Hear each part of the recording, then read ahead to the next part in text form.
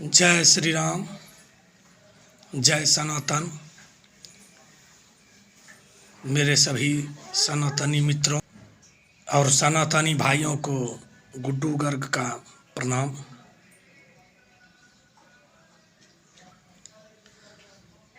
रामचरितमानस को लेकर जो विवाद उठ खड़ा हुआ, उसका परिणाम यहाँ तक पहुँचा कि लखनऊ में परसों रामचरितमानस की एक प्रति को जला दिया गया।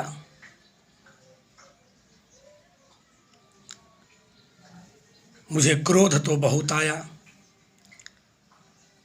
व्यक्तिगत रूप से मुझे इतना क्रोध आया कि एक बार तो मन में आया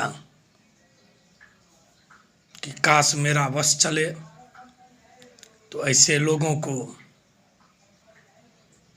चुन चुन कर फांसी पर लटका दूं। परंतु क्रोध के साथ साथ एक प्रश्न भी हमारे मन में उठा कि आखिर हमारे हिंदू समाज के हमारे ही हिंदू भाई हमारे ग्रंथों का, हमारे धर्म का विरोध क्यों करते हैं, हमारे ग्रंथों को क्यों जलाते हैं।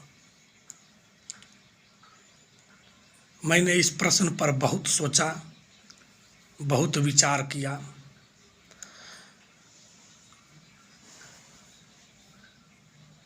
हो सकता है कुछ लोग कहें कि ये सब मुस्लिम वोट बैंक के लिए किया जा रहा है, तो फिर प्रश्न ये भी उठता है कि मुस्लिमों की संख्या तो हमसे आधी है, उसके वोट बैंक के लिए सभी मरते हैं, जबकि उनकी संख्या 50 या 55 करोड़ के आसपास है और हमारी संख्या 100 करोड़।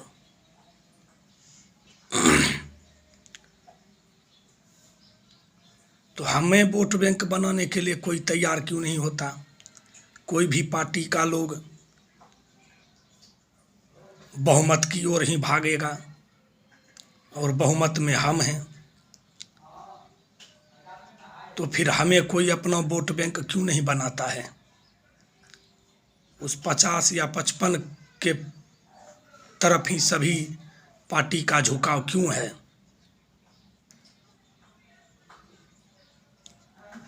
इस प्रश्न पर भी मैंने गौर किया और मेरे मन में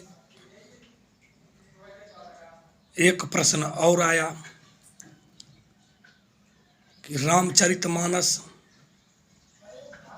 को जो जलाया गया वो भी तो हमारी ही हिंदू भाई थे जिन्होंने मानस को जलाया। आखिर क्यों? हो सकता है इस क्यों के जवाब में हमारी अपनी ही जाति के लोग, ब्राह्मण, भूमिहार और क्षत्रिय मेरे इस वीडियो से नाराज हों। आप निस्संदेह नाराज हो जाएं,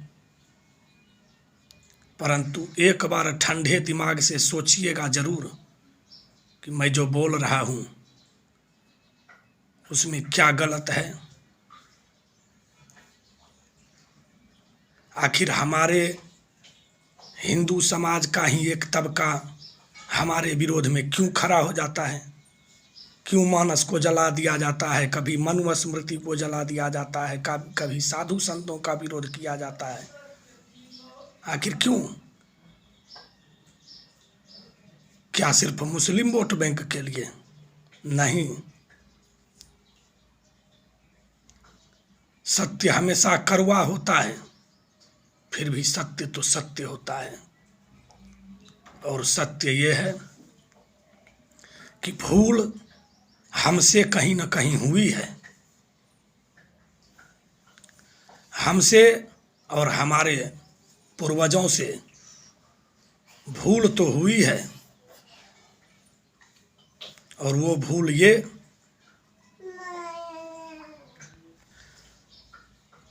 ये कि हमने अपने भाइयों को अपना नहीं समझा।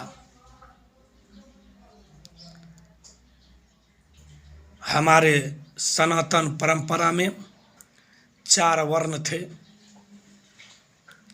ब्राह्मण, क्षत्रिय, वैश्य और शूद्र। हमारे सनातन परंपरा में शूद्रों को सनातन धर्म का नींव कहा जाता है, चूंकि शूद्र वर्ण में सबसे नीचे आते हैं, और घर का नींव जो होता है वह सबसे नीचे ही होता है, और यदि नींव ना हो तो घर का कोई अस्तित्व हो ही नहीं सकता। परंतु हमने हमेशा अपने सनातन धर्म के नींव को अपने से दूर रखा।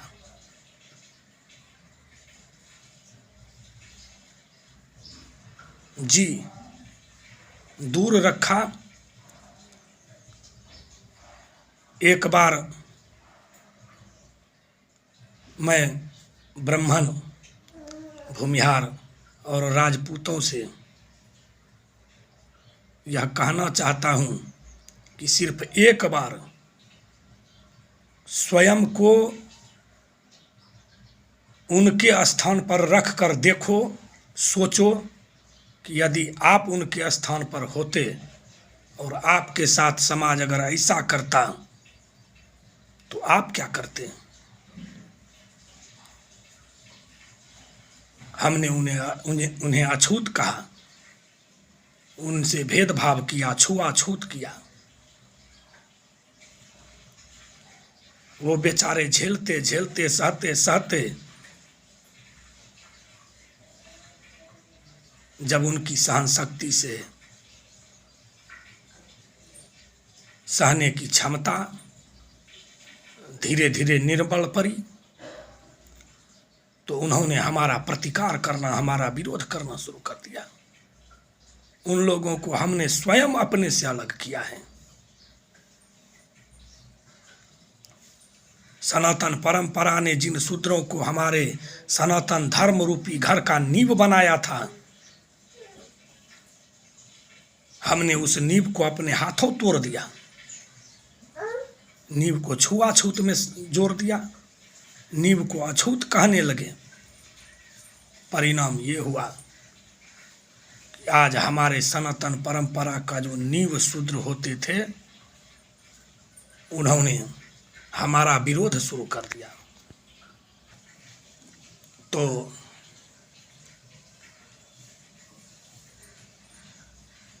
हमारे इसी भूल का परिणाम है कि आज हमारा ही समाज, हमारा ही हिंदू हमारे विरोध में है, हमारे ग्रंथों को जलाता है, हमारे देवी देवताओं का अपमान करता है, और इसके पीछे कहीं न कहीं उत्तरदायी तो हम लोग भी हैं। इसलिए मैं तो यही कहूँगा अपने सवर्ण समाज के भाइयों मित्रों से कि अब अति मत करो भाई, क्योंकि कबीरदास जी ने कहा है, अति का भला न बोलना, अति की भली न चुप, अति का भला न बरसना, अति की भली न धूप।